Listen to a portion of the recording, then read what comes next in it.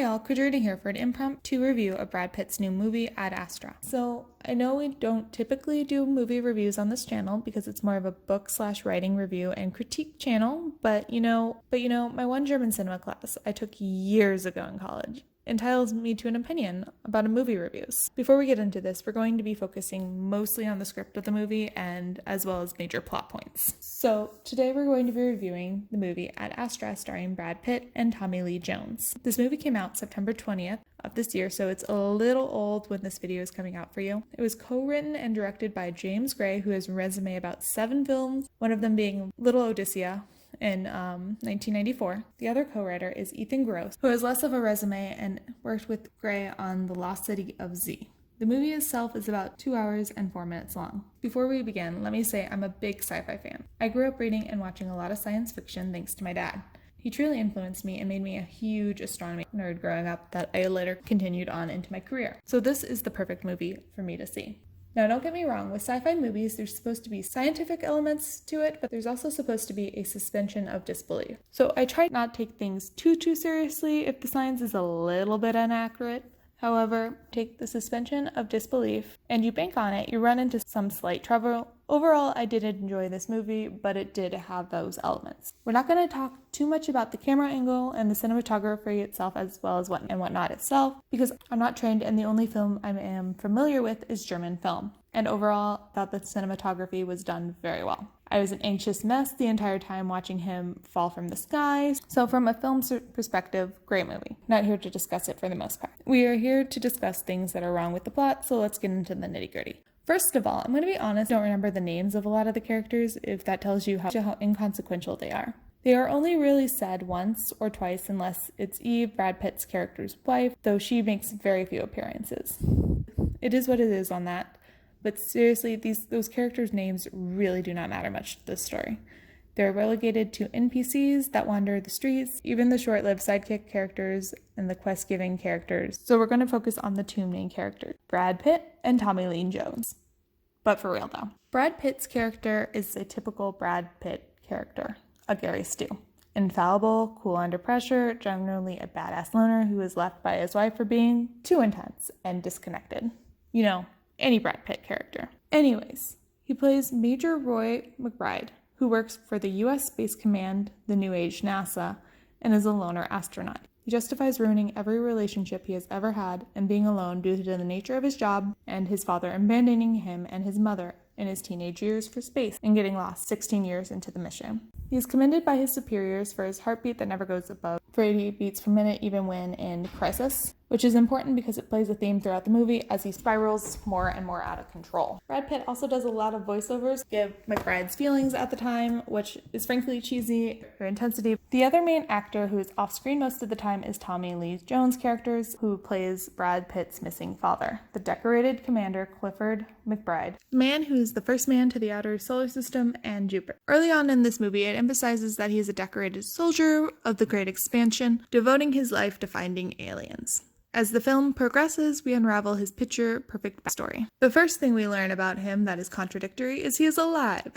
Then we learn that there's a mutiny where he didn't back down and ended up killing a lot of his men. And by the time we get there, he has just killed all of his remaining loyal followers because they wanted to get the hell out of Dodge after not finding any aliens for 3 decades. So mass murderer dressed up as a hero. How American. Anyhow, he went missing close to 30 years ago at the start of this film, when he was heading to the Lima Project on their way to Neptune to look for life at the edge of the solar system. It is Roy's missions to go find him and stop him, since the dark energy from the ship he is causing all the deadly surges on Earth. Ignoring if this is scientific or not, because a suspension of disbelief is needed. This is not one of my 3 issues with this movie. But what is one of my 3 issues is how old he looked. In flashbacks, he looks around 60 years old because, well, Tommy Lee Jones is 73 years old. And there's only so much you can do with all those wrinkles. So why they honestly think this 80-year-old man is going to be alive is beyond me. At least, I'm assuming he's in his 80s based on the fact that Brad Pitt is 55 years old and really can't pass for being less than 45 and was a teenager when his dad went missing. 16 to be exact,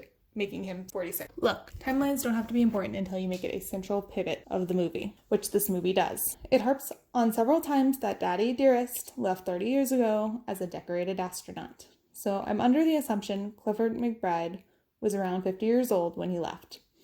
Now, honestly, its own scientific can of worms, like dark matter that it could open up about how plausible it is to send a 56-year-old man on a space mission he clearly is not coming back from in this day and age. But all I'm going to say is this. Being up in space has been proven you will lose bone density. On the top of my head, I think if you're up there for more than 60 days, you will lose 15% of your bone mass. Tommy Lee Jones' character was old and wrinkly when he went up. Of course, it could be possible that they solved this and aging now into the hundreds naturally when he left even 30 years ago, because he did survive up in space for 30 years. And he truly did, because Brad Pitt found him alive and kicking. But going after an 80-year-old in space does not seem plausible to me. Like, why would they assume he's alive in the first place? Aggravates me to no end. Send a mission to stop the ship. Don't send a mission to find the war criminal and hope he's alive and will talk to his estranged son. So yeah. That's problem number one I have with this film. We are expected to believe for some reason this crazy old man is alive at the time. And he is. My second is the whole space travel spiel. So it's plausible in this world that they have vacation spots on the moon and outposts on Mars, and it takes less time to somehow travel there. It ends up being like 73 days from Mars to Neptune, but they freaking use spaceships that don't look any different than the current ones. Like, fundamentally, component-wise, nothing's different. Like, it's in the near future, but if you're going to make this huge leap of vacationing on the moon and making commentary about how there's a Subway, the sandwich shop, on the freaking moon, and the entire civilization on Mars that has never been to Earth, doesn't make sense to keep this archaic spaceship, which are resource dumps. Like, I don't know if you're aware of this, but it takes $1 billion to shoot up anything into space. Elon Musk literally wasted $1 billion shooting up a car into space. It may have gone down with travel prices, but a lot of spaceships aren't. But a lot of the spaceship is not reusable. And if you're going to have fancy technology like this, you should figure out how to make slicker spaceships that are not resource dumps. Just saying. It's honestly like the writers put no extra outside thought into this, and it drove me up a wall the entire movie. With that said, my final point of this movie is that they reuse characters in the strangest ways, and it kind of makes them pointless. Remember when I said the names weren't important? Well, there's this strange older guy character who's friends with the older McBride, and insists on accompanying Brad Pitt until he is shot in a turf war on the moon. He's this weird, cryptic wizard character that you get the feeling is supposed to be someone important and provide companionship and wisdom, but never gets a chance. As he is dying, he gives Brad Pitt his thumb drive with the video of Commander McBride admitting to murder, in which case, why come at all? It really feels like this character was there for two purposes: to give the flash drive and reinforce Roy needs to do this alone. Getting a little heated. Anyway, Roy McBride ends up on the ship to Mars with 4 scientists.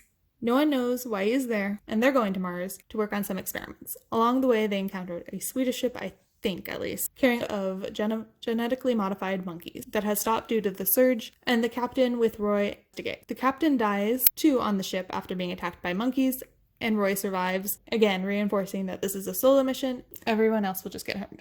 But yeah. That's not the problem I have with this. The problem I have with this, with these 3 scientists who were not 30 minutes ago being described as not soldiers by McBride Excel, sent off with the ship to go kill Clifford. Like what? You are sending scientists with nuclear weapons and expecting them to blow up a ship with 0 training. Did you run out of budget? Because there's only 2 characters that may actually mean anything to this film are big named actors? I digress. The point is, Brad Pitt tries to sneak on board and ends up killing them as they decide they aren't going to let him hijack the ship and try to be badasses. All they respectively end up dead as they charge him with knives and guns, insert rival here, and so he's left alone on the mission again. Anyway, as we've been over, by some miracle, we meet the 80-year-old cataract Tommy Lee Jones, who refuses to give up on alien existence despite spending nearly 30 years talking to no one. Brad Pitt manages to get him and all his data off the ship and blow it up, but not before Tommy Lee Jones commits suicide. But at least he got the data. That's redeeming, right? And then there is very little consequences to the hijacking of a ship and unintentionally killing 3 people. Brad Pitt is then reunited with his wife with a new lease on life. Yay, happy ending. So jokes aside, I did enjoy this movie. I especially liked how there's no aliens. That allowed the mystery to keep kept alive while making us feel smaller in that way. However, I think that Gray and Gross need to spend more time fleshing out their ideas. It's like they thought they could skate by on Brad Pitt's good looks and Gary Stu persona and some futuristic technology in the form of holographic screens that they glossed over the important part of any sci-fi movie: the spaceships, the cast, and the medical advancements to fit what they wanted it to be. At any rate, I'm off to take a nap. Good night, all.